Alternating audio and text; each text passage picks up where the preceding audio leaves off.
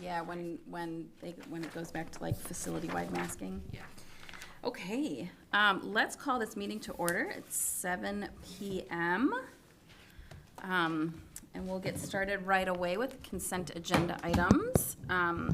Today's consent agenda contains minutes from the December 15th school board meeting, our January 5th school board special meeting closed session, general fund vouchers, purchasing card transactions, certified and co-curricular staffing recommendations, and an early retirement request. I would entertain a motion to. I move to accept the consent agenda as presented. I'll second. All right, Chapman. Anything that anyone wants to pull out to discuss? I don't think discuss, but for Mary, thank you for your years of service.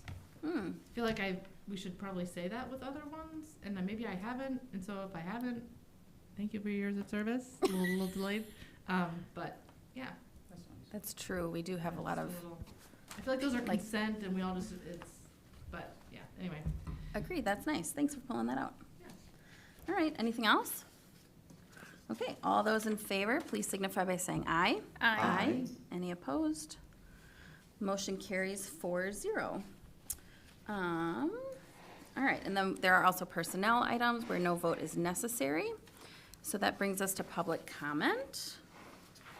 Any public comment out there in the audience? This is a first, I think. I know. All right, I don't see any. So here we are to our McFarland High School student report. And I see we have Anna Cohn with us. Hi everyone. Hi. Hi, Anna. I just did one tab today, so hopefully it'll be a little speedier. Oh, okay. Okay. And we don't have too much to talk about today because we just had our break for 2 weeks, so we've only been back for a week. But I don't know if this is really a highlight, but next week we have our first time we've had finals in a while. So we have 2 to 3 classes a day instead of 4, and all students will participate in finals for the end of our semester. I saw that. That'll be interesting to see how that works. Yeah. If we don't see a presentation, if you're sharing it yet. You know? Uh-oh, sorry. That's okay. Sorry about that. I might have just clicked present and did not click to share my screen. Thank you for letting me. Yeah. Okay. Can we see it now? Yep. Yes. Okay. I'll click present again. Okay. Amazing. For clubs, Hope Squad, we had 2 for our Hoops for Hope. We haven't done this before with the basketball program, but we did it this year. And we got to connect with fellow students and community members. We had this table here where we got to talk with people, free awareness merchandise that people could take. And then also we did a raffle where you could buy a duck for $2 and chuck it for the chance to win a basket at halftime. So That's fun. families liked that, and there were a lot of little kids that were excited to get their ducks. And then our DECA club, our business and marketing club, had a very successful competition this past weekend. They had 49 competitors, a lot of medalists, and 9 state auto qualifiers, which were LSU Cart, Eli Frankie, Blake Herman, Grant McManigal, Abby Repenchek, Shreve Smith, Mallory Scott, Annabelle Willenbucker, and Hayden Willenbucker. So you can see them over here with their medals and trophies. We have a really good DECA group at our school. For performing arts, the Shrek cast was announced for the spring play. So Evan Hafman is going to be playing Shrek, and Emma Matz will be playing Fiona. So that's going to be exciting to get to watch, I think in March, maybe February. Probably March. Last night was really fun because each year the music boosters pay for seniors to get to go see a musical at the Overture. Kind of thank them for being in the music program for a while. So we got to go to Hamilton last night, which was a fun show. For athletic, the only thing I really have to talk about is basketball. They both got to play at the Pfizer Forum where the Bucks play last weekend. So both teams had fun and a good experience to go play at such a cool stadium. And then just some stuff coming soon for student council. This Wednesday, we're going to have a time for students to come and study together with their friends on it Cocoa and Cramming at Grace Coffee. So they can come and study for finals, get a drink, and just be with their friends this Wednesday.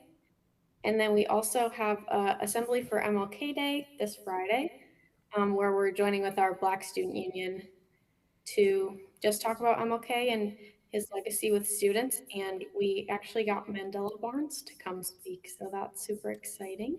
Awesome. Yeah, so that's gonna be fun this Friday. It's gonna be at 1:30. And that's all I have today since we've just had 1 week back. Do I have any questions at all? No. No, great Are you job. ready for finals? Anna was a great job. Thank you. Yes. I think I'm ready for finals. AP Calculus is a little scary, but I think I'll be okay. All Calc right. in general is You scary. got this, I took yeah. that Yeah. in college and Yeah, we'll see how it goes. Good luck. Oh, you're gonna do great. That's Oh, true, thank you are. Thank you. Thanks, Thank Anna. you, everyone. Have Have a a good good night. Enjoy your meeting. Yeah, Thank thanks. Good you. morning. That's so great. Well, actually Meredith and I we judged at the DECA regional, the Yeah. competition. That was so fun. It was very, a very fun experience. Like Mhm. just how incredible students are and creative, and it's interesting to see, like we talked about it, like the growth they experience between like you can, when you're judging like a freshman group and then you know it's a senior group, like it is just night and day what advisors are able to accomplish with these students. It's just, and the work that goes into it is incredible. Like just hands down awesome work. Yeah, it was very interesting. And a lot of fun. And they're always looking for more volunteers. So if you think it's something you want to do, you should sign up when the email comes out. And they provide breakfast and lunch and, yeah, anyway. So that was, and so overall, her presentation didn't say it, but what Ginger said is that 23 of our people qualified for state. So it's exciting. Very exciting. We have a lot to be proud of here. Mhm.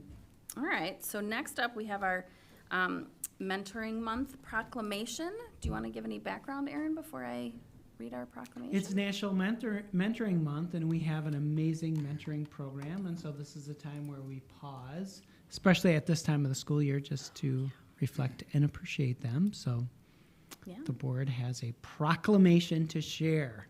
we do. All right, so in honor of January 2026, National Mentoring Month, here's our proclamation.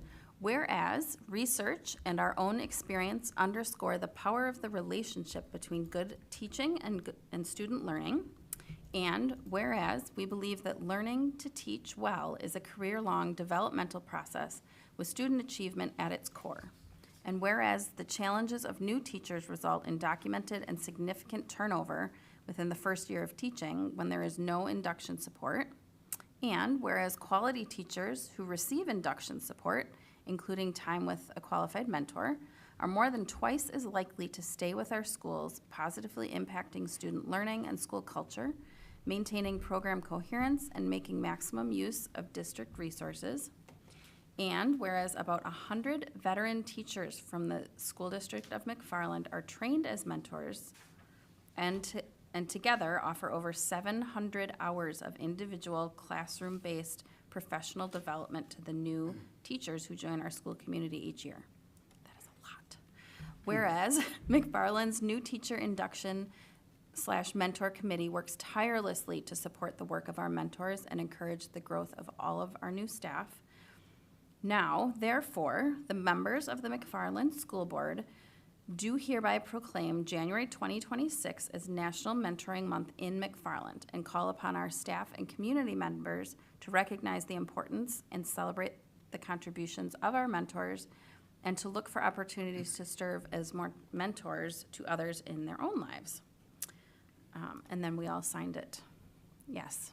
Thank you, mentors and mentees. It's an incredible program. The few things I've been able to witness firsthand, and everyone is really grateful for it.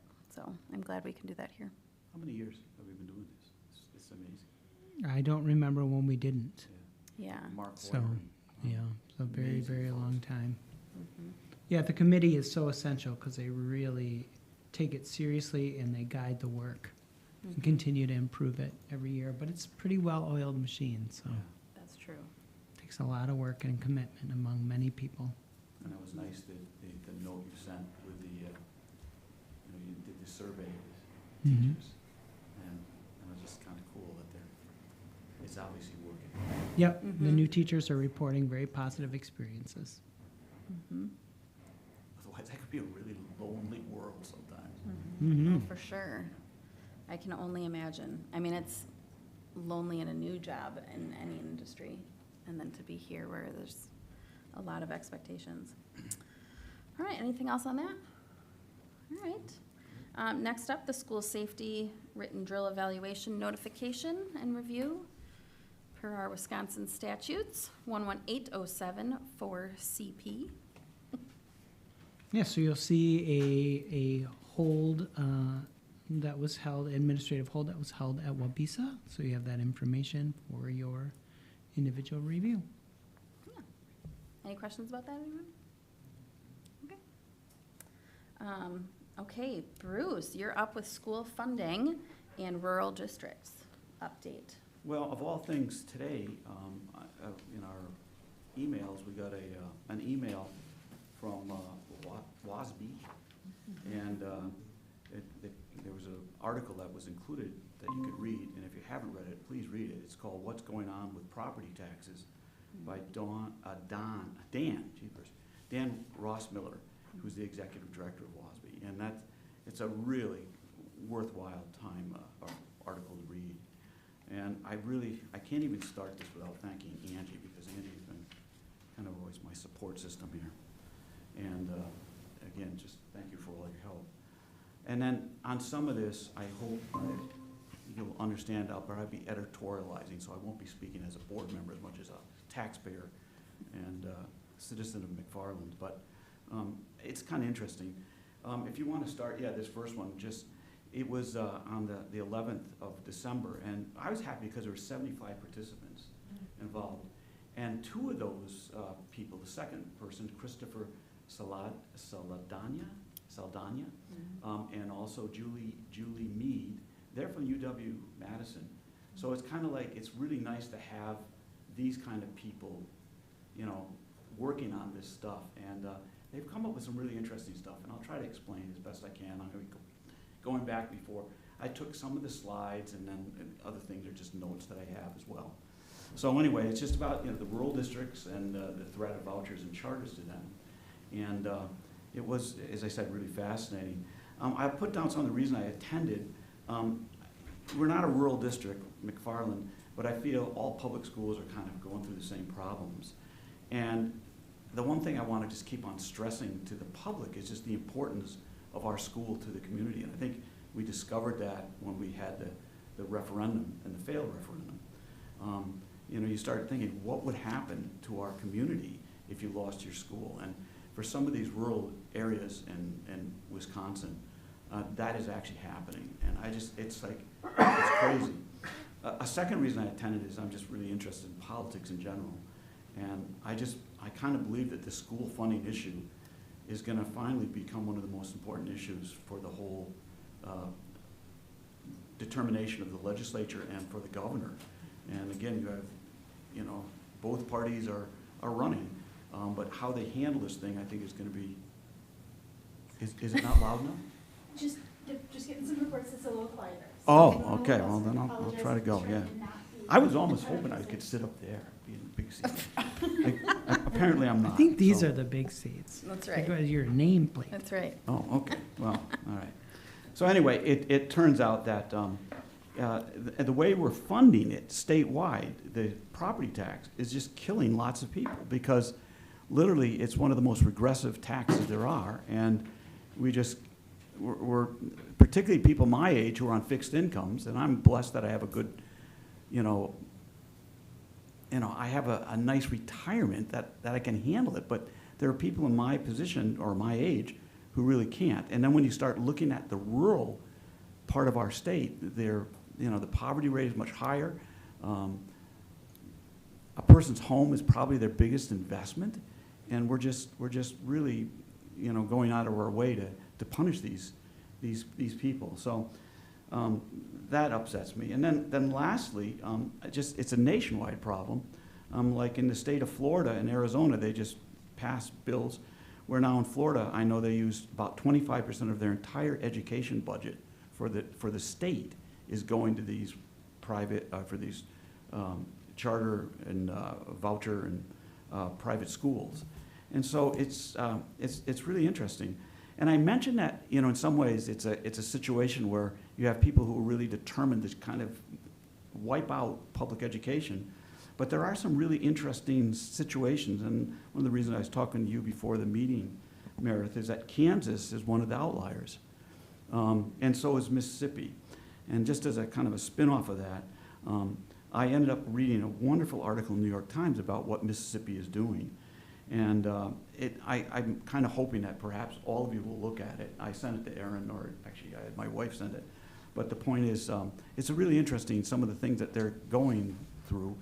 But as I thought about this more today, I started realizing that Mississippi probably in some ways has always traditionally, at least since the Brown versus Board of Education in Topeka, Kansas, where they integrated schools, has had a strong private school. And I think in some ways they don't want to change that. So they haven't put a lot of emphasis on it. So it'll be interesting. I'd like to hear what you guys think about it when you read it. But it is interesting, what's going on. So it's a nationwide issue as well. So anyway, if you wanted to go to that second slide, I'll just mention this. And you guys have a sheet that we passed out.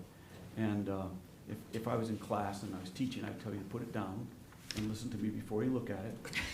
But the truth is, I know you're human beings, just like my students were, and they will look at it. And I tell you that sheet is just crammed full of wonderful information that I got from it. But what I want to point out is there's a QR code there, and I'm going to have it at the very end. And if there are people watching on television or whatnot, I would recommend you look at this organization, the Wisconsin Public Education Network. Nonprofit, nonpartisan advocacy. You can read the whole thing there. And they really are doing their best to look out for the best interest of public schools. So I'll leave it right there, and then I'm going to go through some of my notes and what I wrote there. The importance of public schools in local communities and their economies is just, and that's what was pointed out in this whole thing. They are like the hub of rural communities. Employment, it's almost the largest, often the largest employer in towns. It gives a town in some ways their identity. I'm always thinking of like when I first came to the state in Cuba City going to the basketball tournament, like the whole city would just go to this basketball tournament. In fact, McFarland did when we first went to some of these basketball tournaments. So it's such an identity kind of question. And then without them in these rural districts, or without these public schools, economically and demographically, they're really in trouble. And there's a problem, it's just that they don't even have the option of going to voucher schools and charter schools because they're so sparsely populated. And now there's a new development, which is the virtual private schools. And I'll talk about that a little bit later, which is really kind of a frightening thing that's going on. And the problems that's facing rural schools, the same in McFarland, we have declining birth rates, and so it's going down. But people need to remember that schools, even if the enrollment is declining, you're still going to have to provide the same kind of education for all of your students. So instead of having 25 kids in a class, you're suddenly down to 22. The next year it's 18. You're not going to say, well, we're dropping US history this year to save money. You're kind of stuck, and this is what they're really facing. And I use an example of Adams Friendship. Their population, student population, has declined from 2,500 to 1,200. They've closed 4 elementary schools. They are 30 miles from the nearest school district.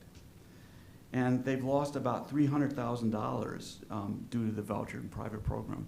And they're at wit's end. They don't really know what to do because of the increased, I guess, the more prevalent of, I guess, poverty in some of the rural areas. It turns out they can't really go to a referendum, and if they do, they would, again, just bomb people with their property taxes. So they're in this real mess. And one of the interesting things that these professors pointed out was that by consolidating school districts, which is one of the things that our legislature is now doing as a way of saving money, is they're taking away choice, which I find is a real interesting word. So these people in these rural areas are losing choice. When you come down to what vouchers were started as, was all the way about providing choice. And so it's kind of ironic that we've kind of gone that way. There is a new legal approach. Every state in the union has in their constitution that they have an obligation and a responsibility to educate children who live there. And vouchers in Wisconsin started in about 1990, I believe, Milwaukee originally. But then in 2011, there was a huge increase. In first the Racine, but then also statewide parental choice. And the U.S. Supreme Court ruled that we can't stop vouchers in private and religious schools because it would take away their rights to run schools as they want. And I always thought about that as kind of strange, but historically, probably the oldest schools in our country go back to colonial times, and they were privately run, particularly in New England where I grew up. So those earliest quote-unquote public schools were set up by churches or whatnot to educate particularly ministers. But so in a way we have this history, so you're kind of like, well, if that's what they want, they can do that. And in Wisconsin, basically the argument the Supreme Court has ruled is that vouchers are okay as long as the state fulfills its obligation, which is, okay, that makes sense. So you're kind of frustrated. You're going like, well, how do we change this? And so I believe what these four professors have kind of come up with is that they're going to try a new approach. They're calling it natural resources law. They're going to base it on that, which is kind of interesting, which is kind of like the fact that it belongs to all people who are growing up in Wisconsin. But they're going to they're arguing that the private voucher schools actually have an advantage and are actually in the process of pushing out or ending public schools. So they're trying to prevent, they would argue before the court, they want to prevent the competition from getting so out of control that one group, the private interest, would destroy the other group, which is the public interest. And again, I think it's quite an interesting concept that they're going to legally try to work towards. And I think what they would argue is if you're going to fund them, then they should be accountable for all the things that public schools have to do. And I just think that's kind of interesting. As we go through these slides, I don't think the general public understands the issue that well, and we'll see that with some of these things. And this is where I'm going to give my kind of little editorial. As a former coach, one of the things that people, I always think of a colleague of mine, Bill Garvey, all we had to talk about was how private and parochial schools are competing in the WIA tournament. And he would just go ballistic. You could see his blood pressure going up because he could understand how that wasn't fair because they recruit. I mean, like in some sports like tennis and golf, you'll see that like Edgewood has won like 8 years in a row. And they're actively encouraging, come to our school, and they can recruit over a large area. And people understand that kind of intuitively, but they don't understand this. So Angie, if you want to just go through these quickly, we can do it. This is just showing you, that goes from 2015 on the far left, you can't read. But it goes up to 2025, and that shows you, again, how much we're now spending. It just keeps going up and up and up and up. It shows the Madison area and as well. It said that we're about 1%, I guess 0.9. Jeff, maybe, I don't know if you know that. About 1% of our revenue goes to pay for these students. It's somewhere around there. Okay, you can take the next one. These are just kind of stuff that they presented. And one of the things that they're really upset about is the fact that taxpayers don't have any idea what's happening. This is the part of not understanding it. Like, we don't have any private schools, or we're not having that, but of course, it's not very transparent. You can do the next one, Angie. And this is where they would like to see, and it's one of their proposals, that you're gonna put this on a tax bill, because we spend, is it 263,000, Aaron, something like that? Yeah. It's around that, I think, what we spend. Yes. All right, go ahead, next one. And this is what they've come up with, is 4 bills, and you can kind of read them. It's all on your sheet as well, but I think, you know, make sure that they don't have to take kids with disabilities, okay? The special education, which they don't even have to take, they keep on talking about having, you know, we're gonna get this big increase, and it turns out we're about the same where we were a year ago, and people don't understand that. They're also saying about the floodgates and just how we just keep expanding the program, and you'll see that in the budget when they come there. And then making these tax bills more transparent would really help. Again, the rural areas are just, there's not much they can do. All right, Angie, next. And this just shows you how our state budget, how we've been prioritizing education in the first place, just keeps on decreasing. It says that in 1995, I don't have the information for that. I wonder what it was. Well, we've gone, you can see, down from 40, almost 5 to 32%. Okay, go ahead. And then this shows people thinking, well, it's because the teachers are getting so much money. No, that's not true, because we can show you that over time, that just keeps on declining. You can take the next one. And then the growth and reach of the voucher schools. 2009, that's what it was. That was that big takeoff, 2011. And the one that is really growing now is these virtual voucher schools. And I was just gonna mention, one of the things that just absolutely blew my mind when I was there is they actually have poachers. So these schools will actually pay parents if they can poach kids from other public schools or their neighbors in public schools, they will get a cut of some of the funding that they received. And you go like, oh my God, that is just, I don't know, it's just not right. It's just horrible. And so this thing just keeps on expanding. And these last ones, I think, are just pretty quick. So the top one is what we spent our last year. And now look at this year coming up. It just keeps on going. And that is on top of the fact that, let's see, was it state aid? I think it was at 0, wasn't it? The increase for public schools. Interesting. And as you get on that sheet, for 18 years in a row, we have gone without equaling the inflation rate for 18 years in a row. Right. And we're supposed to be trying to compete against this, and it just keeps getting bigger and bigger. And then I was just going to mention about Tony Evers when he put his $325, and it's mentioned really well in that article in the WASB when I was talking about.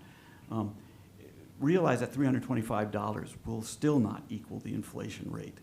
And so, but the thing is, it turns out the state says you can go to referendum, and I think it's there in the next one, this next slide. Yeah, it just keeps on going up, but we're not going to pay for it. You're going to have to pay for it. So in other words, your funding is 0, but you've passed a referendum, so you're going to have all the other people in your districts, you know, property taxes go up to pay for it. And it's just this continual thing. I believe ultimately, if we can convince people in rural areas and throughout the state, it is, again, the most regressive tax there is. We're sitting on a $4.7 billion surplus, and the legislature wants to give that all back in the form of a rebate for income tax, which will go again to the highest earners. And you know, I sit there and go like, well, I'm not quite sure, you know, millionaires really need that $10,000, but I know the guy or the woman who lives in rural Wisconsin or even McFarland, Wisconsin, who's going to get an extra $100 back. It's not going to help them with their property tax that has gone up by hundreds of dollars. So if you could use the 4.7 that way, to pay off that 4.7 billion, to kind of help out homeowners, and particularly, again, senior citizens who are on fixed incomes. So, and I think there's one other one. Yeah, I just put this there. We're not failing, we're starving, and you can change to the last one. This is the correct balance, the natural resources. I find that fascinating, the law, a way to try to go around this thing, conserving public goods. And examples, air quality, water quality, wildlife management, and education, which is kind of an interesting take on the whole thing. And this last one, I would encourage again, if people are watching, take and scan this QR code, because it is a wonderful organization. And they're really looking out for, I think, our public schools. So that's it. Thanks, Bruce. Yeah, I think it really highlights just that the rural schools feel the brunt of, the public funding model. It's really almost like they are the canary in highlight the is. coal mine. Yeah. They're the first, but I mean, it's already hitting us. It's hitting all of. Well, it's public hitting everyone, but it's. But they're really getting the brunt of it, yes. Yeah, and I think that's why this webinar or whatever focused on that, right? Yeah, it was fascinating. Yeah. Thanks, Bruce. Any other questions about that? I don't think any questions, but I kind of like the idea of, when you talked about the voucher programs, like their rights to run schools they want, as long as they're, the state fulfills its obligation. And, newsflash, state's not fulfilling its obligation, Mhm. right? So like that's at the fundamental basis of it is the state's not taking care of this like it should. So I thank you for the details and information, and these resources are fabulous. Yeah, So that that's- sheet you'll find as you read through it, you're gonna go like, wow, there's just so much good information there. So again, thank this Wisconsin Public Education Network. It was really good. Thanks, for Bruce. bringing it, yeah. Yeah, awesome. All right. Unless there's any other discussion about that, then we have our legislative update, kind of tied. It's actually very tied. I mean, you completely just laid the path for me. So I originally was going to go over this in a previous meeting, but unfortunately I was ill, so I was not here. So Glad just you're the kind of feeling 2 better. points I want to talk about are special education funding, as well as school district consolidation. So right now it's a little bit quiet in the Capitol, so not much going on. But like Bruce was talking about, Wisconsin law has set a goal of 90% state reimbursement for special education costs. So what that means is we would hopefully receive 90 cents of reimbursement for every dollar spent. So historically, the state has reimbursed school districts for about a third of actual special education costs. And we got some good news, somewhat, for the 2025-2027 state budget. Yes, it is a 2-year budget, so please keep that in mind, which did include increases in reimbursement. We were going to get 42% for 2025-2026, and then 45% in 2026-2027. Now, when it comes to funding, there are 2 ways of doing it. You have some sufficient, and you have some certain. Right now, we have some certain, which means the state is not legally required to fully cover costs if expenses exceed projections. So with that being said, we received notification in December that our special ed reimbursement is going to come in at 35%. So for every dollar spent, we get 35 cents back. And what that means for us is that we now have to pull from our general funding balance to offset the lack of reimbursement that we're getting. That being said, Democratic lawmakers have introduced bills to change the funding language so it would be some sufficient, and it would require the state to fully reimburse school districts. That being said, they have been referred to committee but have not advanced. So just because you have lawmakers present a bill does not mean it can go any further depending on how the committee chooses to act. So I know there has been a lot of talk about property taxes. We all got our bills, and they were a lot, and we understand that, and we want nothing but the best for our kiddos. So I highly recommend everyone, as you start looking to the 2026 elections, the best way you can help support everyone is to educate yourself. Knowledge is power. I say it all the time. And, do your due diligence to find out what reflects your needs most when it comes to our upcoming elections. So then going into that same mindset, Republican lawmakers have introduced proposals which would, like Bruce said, offer financial incentives for voluntary school district consolidation. So these proposals encourage shared services such as administration, transportation, special education, and these proposals were framed as a response to declining enrollment and rising per pupil costs. We're all experiencing increases in costs across the board, and school districts are no different. That being said, these consolidation mandates, our participation would be voluntary. And much like the special ed funding language, the bills are still in the early stages of the legislative process. Education stakeholders have raised quite a few concerns that consolidation does not address state funding levels and may actually affect governance, staffing, transportation, and even community identity.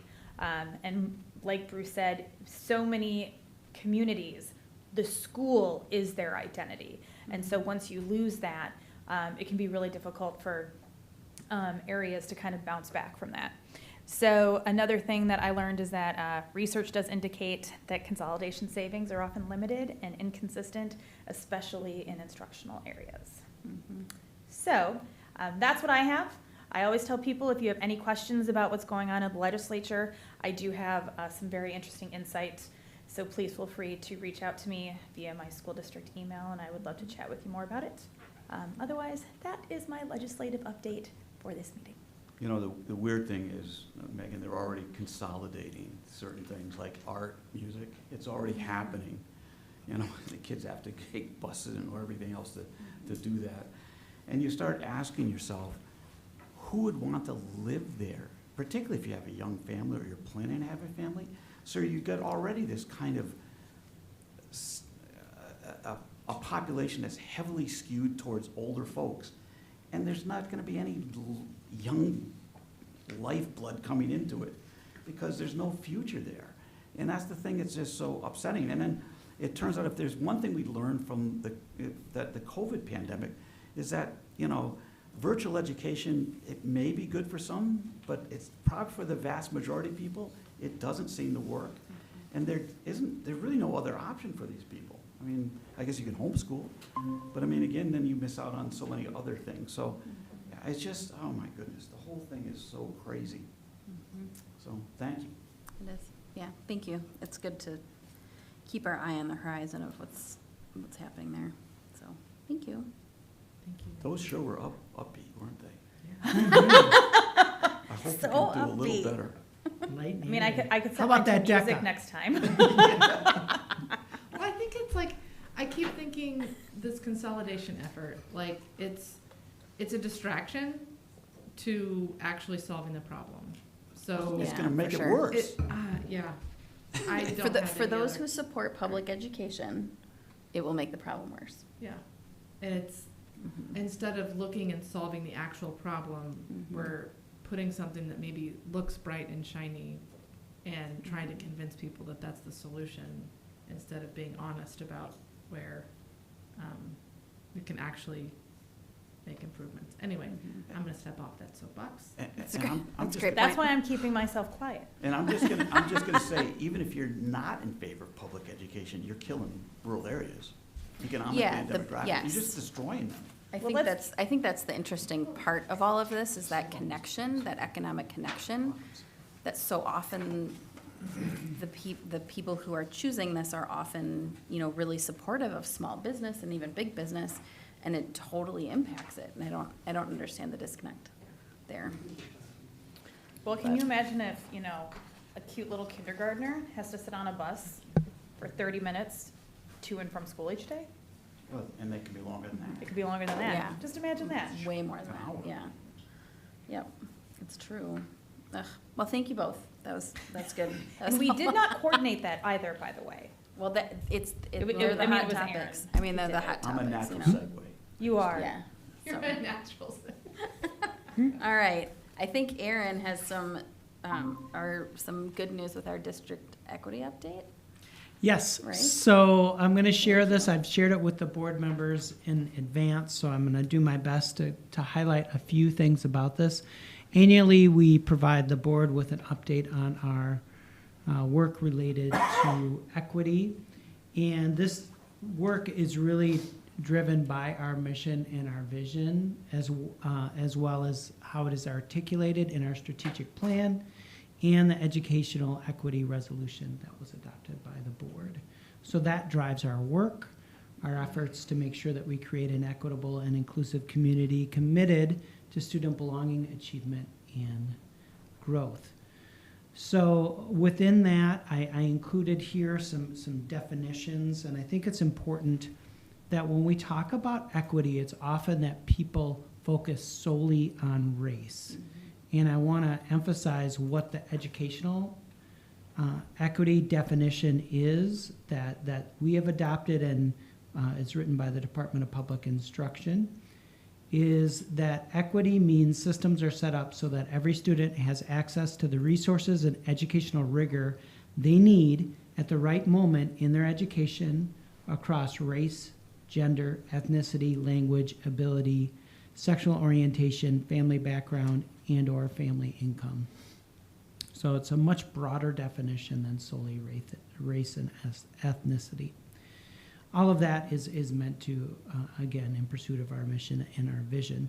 So some highlights I want to share. As you know, with the position of the Diversity, Equity, Inclusion, and Belonging Coordinator was created for the 2023-24 school year, and at the end of last year, so after the second year, the person in that position, Brittany Brazel, resigned, took a position where she's teaching 8th grade social studies at the middle school here, so grateful for her service there. But that has left that position vacant. And given our financial constraints, we paused hiring that position. And so I wanted to share a little bit about what we've been doing with that since that time. As you'll see this document, the way that it's set up, it includes on the right side the highlights that were shared last year. So I want to just show you, kind of what progress has been made since January through December of 2025. And so what we did, as we talked about in some of the communications I had sent to you at the beginning of the year when that decision was made to pause it, was redistribute some of those responsibilities. Certainly, Ms. Brazel's amazing work cannot be replicated by a variety of people. And so I'm very clear in this that despite our efforts to make sure that many of these activities continue, her expertise is missed. And that role and that position in the district continues to be missed. She continues to be available for consultation and has really provided leadership in the professional development work around designing for diversity, which is where we have a cohort of staff getting together to design lessons to meet the needs of all learners, and I'll talk about that in a little bit. Our student mentoring circles have continued at the middle school. It merged with our People of Color Union, and we spent through the great work of Corey Shevchuk and other people at Wabisa, spent the first semester trying really hard to find someone to hire to provide the circles at Wabisa. Unfortunately, we weren't able to find an external candidate, so we have since hired internally. So Casey Rulin, who is a school counselor, will provide the mentoring circles to 5th grade, and then the other Casey, a school counselor, will provide it to 4th grade. And that's just getting rolling now. So that's exciting development as well. Student events continue largely through the work of our student leadership groups. The Equity Picnic is being planned. The Justified Summit, we'll have students going there, for example. Many things. Our cross-age activities have continued through these clubs, so it's really a tribute to these club advisors, especially Kelly Thompson. And the staff learning. So really embedding the curriculum into what our students experience and our professional development. We've also continued our communication tools with a recognition calendar, which I know you're very familiar with, as you see it in all the communications. In terms of student leadership, that work has really continued. Many of these student organizations, both at the middle school and the high school, have continued and are very active one of the things I wanted to highlight is we continue to host the We Are Many United Against Hate Youth Summit, which is coming up in February, and we'll have other districts coming here to collaborate on that work, which is very exciting. Newly developed, though, is the formation of a high school equity coalition, which brings together members from some of these groups that really focuses on coordinating the work that they're doing to make sure that they're maximizing the resources and not duplicating things. That's really been the focus in addressing school-wide concerns. So they meet regularly. Dana Shamer's been the primary facilitator as the high school, one of the high school associate principals. So that's been really exciting in kind of maximizing the resources there with that partnership. We've also been working more closely with the village leadership, meetings with the village leadership, including Crystal Johnson, their DEI strategist. So that's been very successful. So those are some new developments there, and work yet to be done, of course. We continue to address harmful speech and hate speech. The wonderful thing that Brittany did was she set up a lot of systems and structures that we can now have become embedded and can be replicated. So the training that we do, that Speaks Up, is in the back of the room here. That continues with our students and our staff.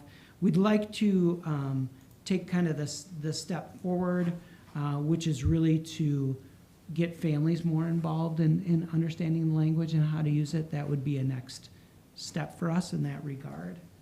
But we continue to see that students are reporting things to us, which has been important. I will say it's not 100%, and there's always work to do regarding hate speech, and not to deflect from our responsibility, but more to say that we will see spikes in hate speech surrounding the political climate in our country. So that leads to things that we then address. But that continues to be our responsibility. In terms of equity leadership training and staff professional development, what we've done is we had a couple of things going on. We had some professional development for all people, but a lot of it was largely for people that voluntarily said, I want to go to this equity training. And so we changed that model to more, this is for everybody, and that was something that Brittany helped develop, and we were able to continue on. I mentioned the Designing for Diversity that she's been a key player in, but also the social emotional learning for all continues. We're in kind of a sustaining phase with that work, making that part of our work where we're working with staff on both strategies with students, strategies for their own well-being, and then also talking about family engagement. That's really the focus for this year. And then explicit instruction, which is really about foundational practices for all of our classrooms at a universal level, meaning all students, and building that into some of our frameworks that we have here in the district. So you're familiar with all of this. You heard it in the school improvement plans, but you can see that this is becoming not like a separate part of the work that we do, but integrated in the work that we do. Mm-hmm. And then lastly is the McFarland Schools Equity Collective, which is a group of parents and community members interested in this work, continues. Brittany had set up with the collaboration of the group, had set up a model that was really effective in terms of bringing in speakers. And I'm continuing to do the best I can to lead that group and continue to bring in speakers. I know we'll have some student athlete leaders coming to the January 28th meeting. We've had the school social workers come in to talk about financial needs, removing barriers to financial issues. So again, we're trying to do the best that we can with the limited resources that we can, and are grateful for the leadership that Brittany Brazel provided in continuing that work. So questions, thoughts, comments from the board? How could anyone be against wanting all kids to feel like they're welcome here and an important part of the school? I mean, that to me is just such natural. All teachers want to do that, so this is great. Yeah. I think that's why that definition of educational equity is Yes. so important. Yes. Because I think that our political rhetoric has sort of They has twisted it. provides a different representation of what diversity, equity, inclusion, and belonging means. Yeah, absolutely. I think it's interesting, given our previous discussion about funding, that the funding model does not provide educational equity. You know what I mean? Correct. Like Yep. it's very clear, like, we have those discussions separately, but having kind of them all in a row, not on purpose even, is really interesting. Like, this is what our Department of Public Instruction defines, and this is what our legislator has funded. You know, like, it's very, very inequitable, actually. Okay, yeah, this is a great update. Yeah. Really appreciate hearing how it's really embedded, like we're in multi-year process, and yeah, that's great. One of the things I did want to highlight too that I didn't include here, but wanted to remind the board, is that December was supposed to be the end of our 5-year grant with Natural Circles of Support. And we were able to extend that grant through the end of the school year because much of the work that we're doing continues that. So we were able to save kind of a portion of those funds, and we'll have spent that, a total of $1 million over 5 years by the end of this school year. So you'll be getting a full report on the work of that group and that grant at the end of the That's year. really good. Thank Yeah, you. so it's really largely supporting the Designing for Diversity professional development, because we have an expert presenter coming in, Dr. Shelley Moore. And thank you for the, like, not just you, but the other staff who've really stepped up and filled the various roles that are required to make this work. Brittany, fabulous job on setting the stage for us. And kudos to all the folks who are continuing to make this who we are, just innately, and continuing to make it a priority. So thank you to all of those folks. It's very hard when we're put in a position of needing to remove a position that feels very personal. And you guys have done an exemplary job of continuing to make it work. So thank you for that. Great point. All right, anything else about that? Okay. Aaron, your district administrator's report? All Comes right, we'll next. start with some photos from around. You can see here, we'll start with some MPS stuff to start with. So the trunk or treat event, you can bid on certain things, and one of them is to, get to be the principal for an hour. And people like to do that. And so the glamorous part of, being a traffic cop there and the many things that they get to do. So they enjoyed that and getting a special tour, and especially at that age, they think that's pretty amazing. So appreciate that. Also, you can see here we have some students with sharing their art masterpieces here, a very active and lively room. One of the things that we're trying to do under Angie Straub's leadership is have more social media focused on like what it looks like in the classroom, not just awards, because you're going to see a lot of that as well, but also some of the fun things that kids are doing, and show that we do learn things and we enjoy it. Thanks for that, Angie. You can see this is the morning announcements at MPS, so that's what it looks like. I thought that Mrs. Fix's class, the whole class can fit in that office? That doesn't make any sense to me. Being are a middle packed school in there. principal I know. for so long, so kind of fun. It's fun to hear them. Also, you can see here some 4K. Let's not forget, we have a 4K, multiple sites. Here is a class. They were doing some science work with ice, where they were melting ice to discover things. Yes, and made for a brilliant. I do like that Oh, no. brilliant. Fifth grade orchestra had a concert in December. So thanks for their hard work, amazing performance. Orchestra is very popular in fifth grade, and I wasn't able to attend, but I've heard wonderful things. Here we have the middle school. The tradition continues right before winter break. It's a drop everything and read, so people get kind of cozy and comfortable and do reading. So recognize the importance of reading. Among other things, it's also a way to slow down the amp before break when people are getting real amped up. Students don't realize that's our strategy. And 7th and 8th grade basketball teams, congratulations on a successful season. You can see the boys basketball team here. So great work, hard work. It's good to see our middle school student athletes represented as well.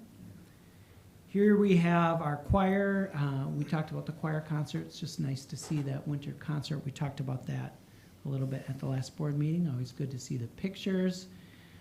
Special guest presenter to marketing here, our very own athletic director, talking about the Spartan Sponsor Program and how that works and how that helps us plan different events. So really interesting to use our local resources there. This has been a while back, but this is when we're getting the notice to you because you know there's a lot of social media to share. So the Young Entrepreneurs event. So what a great group with over 60 K-5 students being young entrepreneurs. So going to take over the world there with that great group. So thanks for that. If you're at if you saw this at the library, MHS Multicultural Club had some displays there for the community. You can see our 18 to 21 program doing some money skills and selecting gifts, gift buying. I could use a lesson on that, I've been told. But a great opportunity to get out wrapping gifts, purchasing gifts. You've heard some of our exciting things, the Finance and Investing Challenge Bowl. This team of 4 outstanding students did extremely well as emerged as Madison Regional champs. So pretty good. I wonder if they could invest for me. Yeah, maybe they could do some investing for you. I have some tips for They you. certainly are dressed like they're ready. I love the suits, the suit coats. Don't they? Very sharp. Yeah, I don't know what their firm would be called. We'll have to think about that. And then Multicultural Club and Student Council, again, the senior outreach. It's actually something we'll be talking about tomorrow at the joint committee with the village, but that's been a real focus. So they were doing here some cards and goodie bags for our seniors to go out with their meals. They're just making such good connections. Yes. That's what's so important in education, make those connections. It's really good. It's really good for everybody. Yes. And then might as well some more champions for the stock market challenge here. So exceedingly well. First place at the Dane County Regional Junior Achievement Stock Market Challenge. So It's awesome. So is there like another level then? I don't know. I would think, right? If you're a regional, you think there'd be something bigger, If Eli gets any taller, they're gonna have to move the camera back. right? And then the anxious generation. This is just an example of what the professional development looks like for our staff. So you have about 80 staff participating, some virtually and some in person. And then a reminder, we have some community events coming up in February. We're actually meeting and planning those. There'll be one event at Wabisa and then another event at the library. I was talking to someone in the middle school, and they were really fired up Yeah, about that's that right. book. I wish I would have. Strongly You still can, February 7th and February 25th. Yeah. It's a Let's whole see month here. to read it. You might need a whole lot. It's good stuff. It's very good and very, I don't want to, dense may be a little strong, but there's a lot of research and numbers and data that go into it that are very alarming and, I don't know, just well done.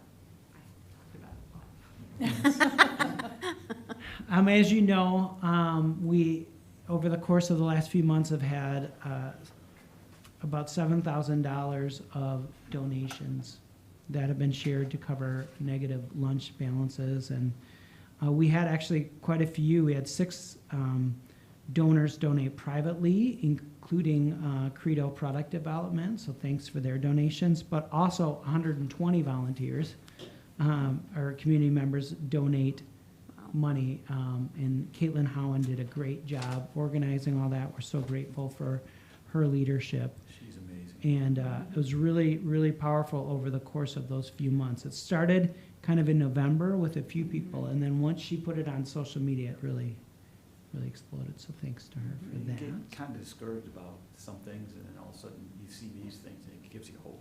Right. Yep, It really absolutely. does. Thank you, Caitlin. Yeah. Also wanted to recognize a few other things. Thank you to the board for talking about me during the summative evaluation closed session on the 5th. I'm excited to meet with you on the 26th to hear and discuss with you my performance and ways I can improve and some goals for next year. So that's coming up, as you know, and just letting the public know. We have the Employee Relations Committee meeting focused on staff, the certified staff compensation schedule. We're working on revising that, so that was really powerful. I wanted to recognize, I know Craig wasn't able to join us, but as you know, Craig will not be running for re-election. We have one candidate who will be officially on the ballot, that's Yanni McCrae, so one vacant seat and one person on the ballot. Of course, someone could do a write-in candidate or something like that, but that's what we know at this point. Coming up, I have some listening sessions with all the buildings starting this week. That's something I want to let you know. A student survey for grades 4 through 12 is coming up as well, where they'll talk about their experiences in our district on how we can improve. Is that new? No, we've done that for the last couple of years. Okay. Yep, this will be our 3rd year, I believe. We also do the parent and the community one, as you know. Yeah. And then wanted to recognize a celebration for our boys soccer team who received the 2025 Fall State Tournament Sportsmanship Award. I don't think we've talked Our about school has that. done that a number of times. Yes, this is It's actually the really- 4th time Yeah, it's awesome. that we have. It's the 2nd for boys soccer, actually. They won another time, as well as girls soccer in 2027 and girls volleyball in 2021. And so despite a loss, they showed class, really respectful. I heard wonderful things. We actually received communication from people in attendance, so a shout out to them. That's a real honor and says a lot about the culture of the team And the Yeah. school district. in the school district. Yeah. Yeah. I mean, winning is great, but that feels extra special to be able to have that as part of Yes. our culture here. It makes you proud. It does. Mhm. It really is special. Winning with class as well as losing with class. But it says a lot about them. Wanted to also give a shout out. This is a time of year where those that were nominated for a Cole Award are completing their application process. And one of the things that's been rather quiet and making it not quiet is 2 of our principals actually are competing as well, is Corey Shevchuk and Jamie Thomas. Were nominated for the Principal Leadership Award.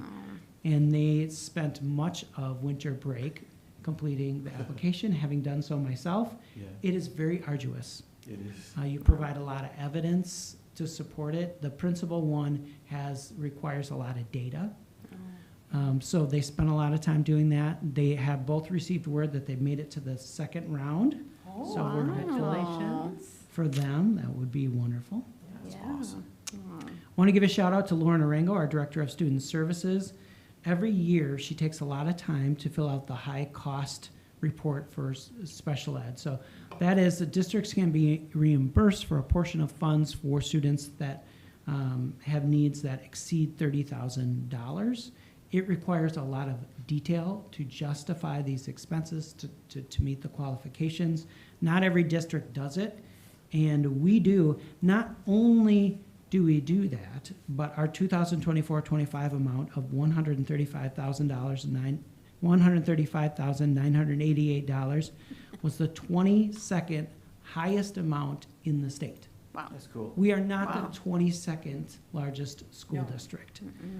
So her work that she does and others that are involved, it's not just her, obviously, under her leadership in her department and the business department. It's really impressive. And that whole department does such an amazing job. Yeah, we I are was talking very, to a parent the other lucky. day whose child is in it, and I happen to know that student. And I just told this parent, I said, your child has come so far. It's just amazing to me. it really And, is. and the parent was he was just glowing about what he's seen our teachers do. So that's really Yeah. cool. It's a real point of pride for the district. Yes. Yeah. Moving forward, I mentioned the joint village school board meeting tomorrow at 4 at the Municipal Center. Also on Wednesday, we have the Greater Dane County School Governance Consortium. And Such that a will be long in name. Belleville, so looking forward to that. Monday, there's no school for the Martin Luther King Jr. Day holiday. On Sunday, actually, we will have the Martin Luther King Leadership Awards, sponsored by the Urban League. So some of us will be there celebrating our middle school and high school winners of that award. So that's always an exciting event, and the great speakers. The State Education Conference is next week, so Angie Straub, myself, and President Fessler will be there representing all of you Thank you. in lovely Milwaukee this time of year. Oh, yeah.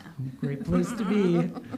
Fortunately, where we're staying is connected to the conference, so we'll brave the weather. The end of the semester is next week. We have professional development on the Friday the 23rd. We're back here on the 26th to talk about my performance. And the McFarland Schools Equity Collective is on the 28th. And Black History Month is coming up in February, as well as Kindness Month. And it's also CTE, Career and Technical Education Month. And we'll be back here for a full school board meeting on February 2nd, which is also the start of National School Counseling Week. Reminder, February 11th is the high school advising night, and we will have a formal role. We have a table that will be staffed by, I think, Megan Chapman and Megan Fessler, the Yeah. Megans. Come see Yay. the Megans. Yeah. We're super fun to Missing hang out its with. other M, I don't know. Well, if you show up, then we have quorum and we needed a notice. Yeah. That's right. I will not show up. That's right.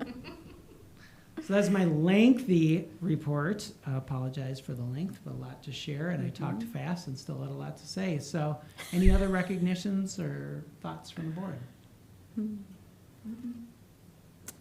Apparently the 2 weeks didn't make any difference to you versus what the students had. Right? Right. Good for you. Right. He was still working. And I want to let you know, That's right. you went over time a little bit, Yes. but we made up some time from earlier, so, I didn't want to Okay. shut you down.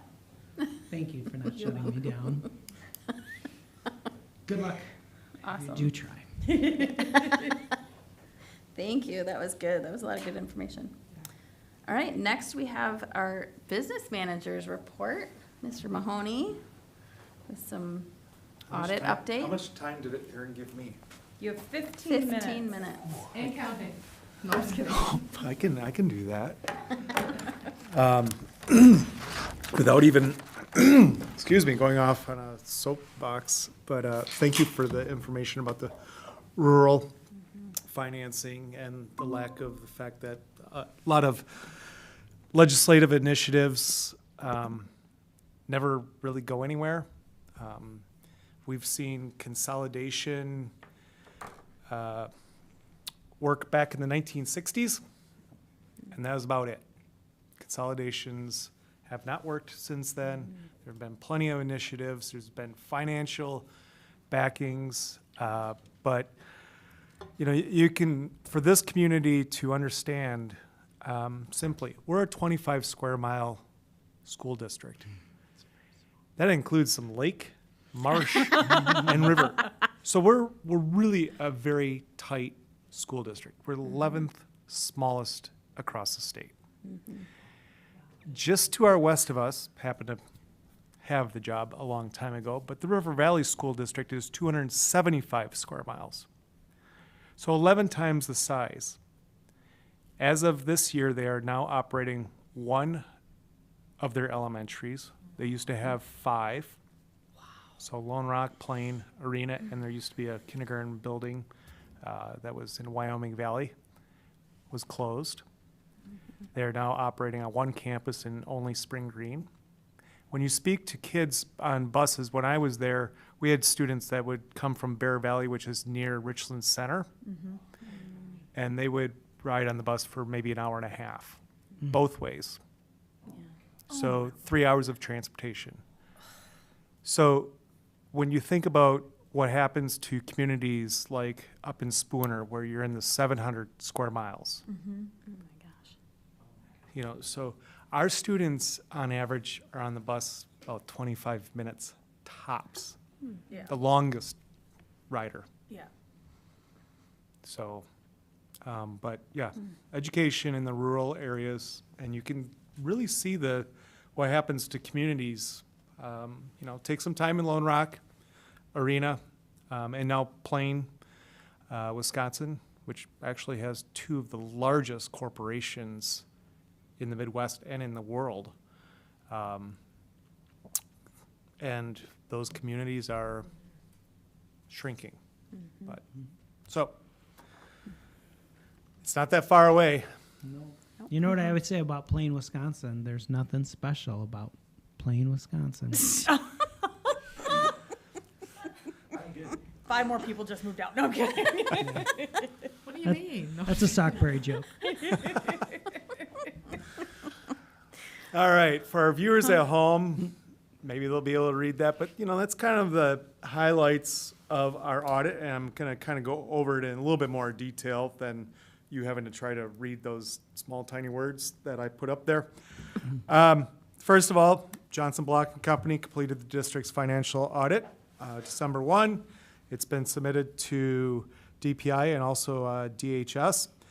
Audit was concluded and as planned in accordance with the professional standards. The audit results: no significant difficulties were encountered during the audit. No disagreements with management on accounting, reporting, or auditing matters.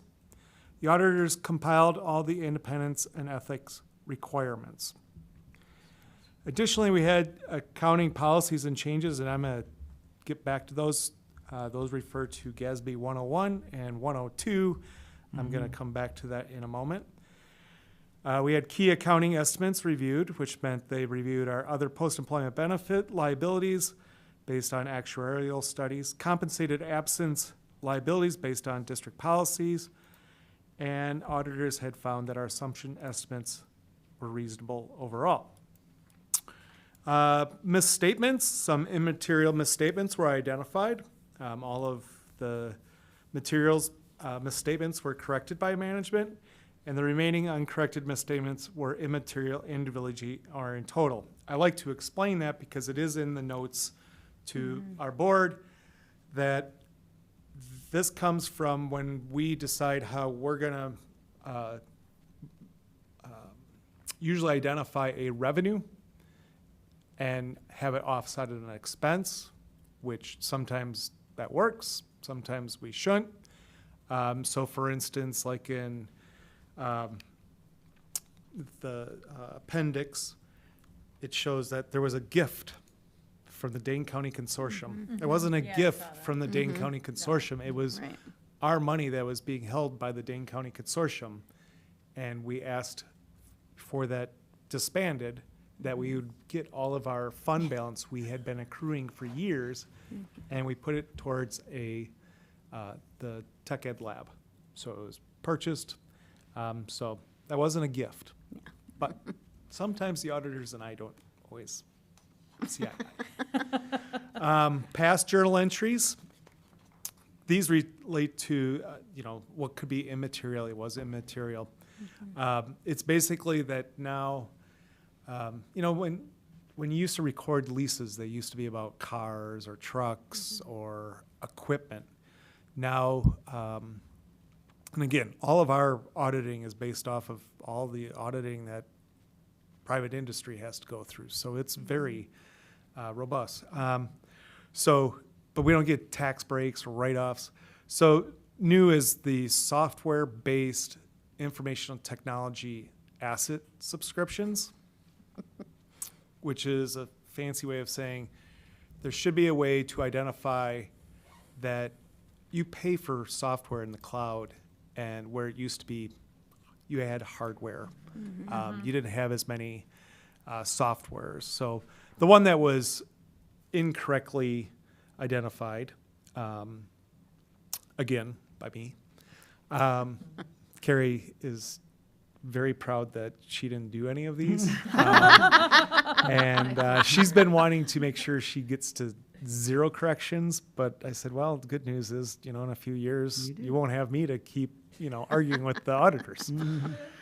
So anyways, that 55,000 was related to a 3-year deal we had, 3-year purchase we had made for our Go Guardian software that protects our internet and also is part of the Beacon system, which snoops around to make sure kids aren't looking up bad things and causing harm to themselves. So those are the, kind of the 2 things that go with anything that would relate to misstatements. Other matters, management provided all the required written representations. No consultations with other accountants occurred. In other words, we didn't call accountants on top of our accountants. No significant findings or issues arose after discussions during the audit. Bottom line, the audit concluded cleanly with no significant issues, and the district's financial statements are fairly presented in all materials. I want to point out that going back to the accounting policies and changes, that the GASB 101 is just actually a re-reflection by the federal government on how they're going to account for compensated absences. So our dollar amount changed by $205,000. Again, it's really immaterial to how our district operates. It's immaterial because it doesn't affect any of our finances. It would if we were a corporation with taxes, if we were to be paying taxes. And there's more information on page 28 of the book big that I'm dog? sure everybody went through. Yeah. And page 34 is number 102, which is certain risk disclosure, and that's on page 34, of which, if I remember correctly, we didn't have any. So that's perfect. There'll be some other future GASB standards, 103 and 104 are coming out. So I think auditors and accounting firms actually lobby for these because then they make more money off of the change. Maybe that's my editorial, Bruce. What are those related to? If a person is interested, this is on our website. And if anybody has questions, they certainly can contact me. I'd be happy to do that. Huge shout out to Carrie, Corey, Sandra, and Angie.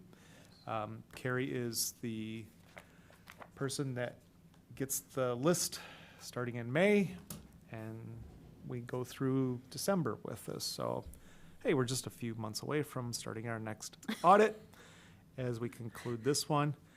And I mentioned Angie, right? Yep, Angie. Yep. Aaron gets a little bit of, sometimes he gets Q&A'd. I did nothing. And that is the rest of my update for the audit. Thank you so much. Yeah, Thank that's you. great. And that was a really long 73 pages. Yeah, there was a lot. I didn't read it all, Lot in there. but It was. I don't It's a lot of good. It's a- Dense. Dense. It But was. there's a lot of really good information in the notes True. areas. yeah. That's Like, what I was gonna say. If you skip past all the numbers and you get to how they itemize out, how they got the calculations, what our financial situation is, it's really written very well. Yes, I totally I mean, it would put you to sleep, If you're not an accountant. right, exactly. So, But it was like different items were explained in terms, like if I took long enough to read the sentence, like it made sense. Like it's not, I don't know, they did a very good job explaining Yeah. the different pieces, so. Yeah. So I know Aaron said his fun fact about Plain, Wisconsin. I noticed something tonight that, yes, all three, Meredith, Megan, start with M's, but if you tip the B in Bruce on its side, it's an M. Aww. He's part of the group. Yes, Oh, he you're is. included, Bruce. He's like, She's like, what now? "You want me to draw The that two for you?" humps make an M. That's right. Yeah. The Before two-hump you- lump. Before you run, I'm just curious, Jeff, do you know what GASB 103 and 104 are gonna be? What are they gonna be? Do you know? Yeah, Okay. 103 is financial reporting model improvements, which means I think they're gonna try to make these easier to read. And 104 is gonna be disclosure of certain capital assets. Interesting. Okay. Like, Helpful. I don't know, maybe they'll have us disclose more about our roof? Yeah. I don't know. Only time will tell. It'll be exciting next year. Yeah, exactly. Oh, boy. Any other questions or discussion about the audit? Or any other various topics. Awesome. Thanks, Jeff. It's a lot of Thank work. you. Thank you. Yeah, it's a lot of work. Thank you for that. Okay. Wow. Okay, I have to catch myself up where we are here. We are at our action items. Yeah, the first one is our 25-26 open enrollment policy. Approval for space availability in the schools, programs, classes, or grades. Do you want to give us a preview, Sure. Mr. Tarnitzer? So every January, school boards across the state of Wisconsin are required to approve the number of open enrollment seats available for the next school year. So we're talking about how many seats will be available in 2026-27, and we do that by looking at class size limits, pupil-teacher ratios, enrollment projections, and that determines how much space is available. We also look at projected enrollment, so using that through birth ratios and housing market information to determine that. The board has set class or school size limits, grade level, sizes, capacity for each of our buildings, and just do the math on that. And so you'll see we'll have several action items for you to consider here, both general education, special education, as well as siblings and the guaranteed and preferred, which will be coming up. So this first one focuses on the open enrollment seats available for both general education and special education. What you'll see is the proposed guidelines indicate that there's space in 4K kindergarten, second, third, fourth, and fifth grade, as well as 10th grade. And I was just looking back, the proposal is 111 total seats, and last year there were 103, and 41% of those were filled. Okay. So just What thought I was would the share that with percentage? Sorry, say it again. 41. 41% Okay. of those were filled. Hmm. Our goal is to have 8 sections of each grade level if we can. It provides for a full schedule for our related arts teams and, makes other staffing possible. All right. And I have to apologize. I said 25-26 open enrollment policy, but it's the 26-27. Is that my typo, or- So I would entertain a motion on I this will first move- one. I will move to approve the space availability in the schools, programs, classes, or grades within the school district using the provided criteria. I can second. All right. Any further discussion on that one?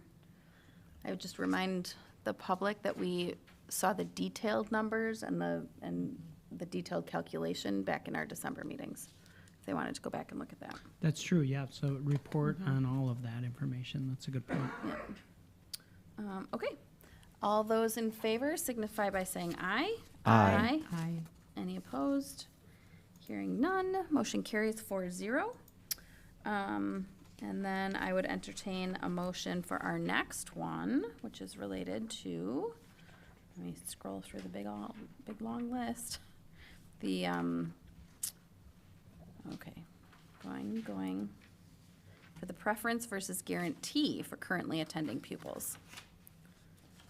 Yep, so what this one says is that the board would be guaranteeing that those students who are currently attending our district as a resident and move to another district, they're able to continue in our district as they're counted in our occupied spaces count. Makes sense? Mm-hmm. Yes. And I move to grant guarantees for currently attending pupils and include currently attending pupils in the count of occupied spaces. I can second that as well. All right. Any discussion? All right, all those in favor, please signify by saying aye. Aye. Any opposed? Hearing none, motion carries 4-0. Can I That- clarify that- that that was motion by Huey? Huey, second by Chapman? Chapman, yes. Yep. Thank you. Okay. Okay, and then this is for, oh, I think I'm off on the, No, No. no? you're Siblings. fine. Okay, great. You're good. All right, so then, another motion I would entertain for, preference versus guarantee for currently attending pupils. I can do that. I Siblings. move to grant guarantees for current attending, I'm in No, the wrong one, siblings. sorry, excuse me. I move to grant guarantees for siblings of currently attending pupils and include siblings of currently attending pupils in the count of occupied spaces. I can, you go. I'll second. This one makes sense to me. It makes so Yeah. much sense to Mhm. Oh, keep, totally. keep those families together, Yeah. you know. All right, Discussion. all right, yeah, any questions? Discussions? It's okay. Thanks, Erin. I would just say that, just to be clear, this isn't something the district always did. Right. So it's something we did last year. We but did that it last means- year, yeah. Yep, it just means that if, whether there's space or not available in those grade levels, if a sibling is here, then the other can attend. But No. I would think it would greatly improve the odds that those siblings would come here and stay here, yeah, Theoretically. yeah. Yep, Yep. good point. All right. Any further discussion? All right, all those in favor, please signify by saying aye. Aye. Any opposed? Nope, motion carries 4-0. Okay, and now we have the open enrollment policy for process to fill remaining spaces. I move that the board will create a random selection waitlist for each grade with space availability. I'll second. Okay. Any discussion on that? So again, that means, we've got the spots filled, so you end up on a wait list, and if we can fill those spots, we'll do it through a random draw. Good. Mhm. Yep. Makes sense. All right, all those in favor, please signify by saying aye. Aye. Any opposed? Motion carries 4-0. Okay, did I get all of those? Yes, you did. Yes, you did. You Okay, did great. fine. You did well. I thought there was one specific to special education, No, it's but tied it's with the tied to the first. first one, tied, right? yeah, Okay, yeah. great. I don't want to miss any. Okay, so then we're to our last action item, which is our action on recommended WEVA DCA, Insight School of Wisconsin, student transfers to resident districts due to lack of engagement. I would entertain a motion. I can make that. All right, I move to approve the WEVA Destinations Career Academy and Insight School of Wisconsin recommended student transfers back to their resident districts due to lack of engagement. I'll second. okay. Any discussion?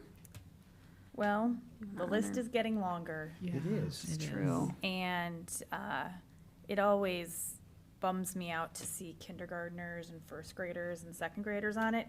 But if I can put a positive spin on it, maybe they're just going to really flourish being back in person. Mhm. And they just realize that virtual just wasn't for them. Yep. So hopefully that's the case, because, we've talked about it before, virtual is not easy. All of our kids went through it during COVID, and it takes real dedication to have kids be successful, especially at a young age. Yep. And they're learning coaches, which are often parents. I will say, so there's 83 of them. Mm-hmm. And another nice thing is this is a good time to transfer back to your resident district It at the is. end of a semester, Yes. True. or the Yes. start of a new semester. But thank you, Megan, for your comment. Yeah. Agreed. I have to follow in Tom Mooney's I know. footsteps, you It's know? our, it's He was our Weave voice. He was, yep. All right. Any further discussion? All right, all those in favor, please signify by saying aye. Aye. Any opposed? Motion carries 4-0. I move to adjourn. Oh, you are sneaky. You are really sneaky. I was gonna just jump in there. Okay. All right, we're gonna play that game. All right, here we go. I will second. Oh, surprise, surprise. Well, you have a very important job. I'm joking. This is wonderful.